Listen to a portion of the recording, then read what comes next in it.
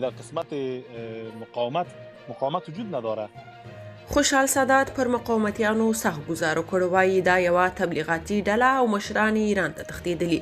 بلخوا نجیب ننګیال څنګه د ملا یعقوب ملاتړ کړی، جزئیات هم دلته وګورئ او چینل سبسکرایب کړئ. در قسمت مقاومت وجود نداره.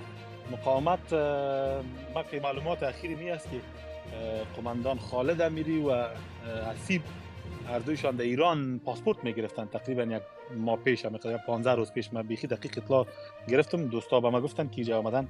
یکی و دوم حقیقتش چیز که بین دو گروهی که تقریبا هم مفکوره هستند، من نمیخوایم چیز کنم. یکیش مفکوره دیگه داره که تجزیه است یا بیرق ملی افغانستان قبول نمیشه یا تبعیضی را که شما میبینین در قسمت زبان و لسان اینا.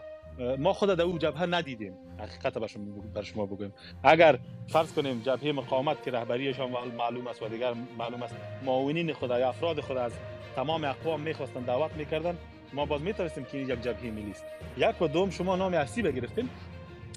حسیب یکی دلایلی که ما یک نظام 20 سال گفته مردم لنگ و لاشتی که بود کوشش داشتیم که یک جمهوریت باشه، یک نظام باشه که همه قانون تطبیق شود، بی قانونی را همین گروه ها به وجود آورده بود. پس ما چطور میتونستیم با یک گروه چیز کنیم؟ این به یک حساب بر شما میگیم که همین سقوط باور بکنین به نفع افغانستان هم بود. همین کثافات کلش پاک شد. باور بکنین کسای بزرگایی که در دولت، در پارلمان و در پست‌های بسیار مهم دولتی بودن، از در نوع اقوامی که بودن، به حد در فساد و در جاسوسی بیگانه ها دخیل بودن که بجز از اینکه کلشان اعدام بکنی یا به این شکل که فعلا طالب کلشان رخصت کرد دیگر وجود نداشت. خوب شد 20 سال پس دوباره آل بیخی تخته پاک صفا شد. که بیا انتخاب دغه شی شي، دغه ادبیات شي، بیا فکر کوم طالب لومړیتوب دی. دا صادقانه وایم، بیخي صادقانه وایم.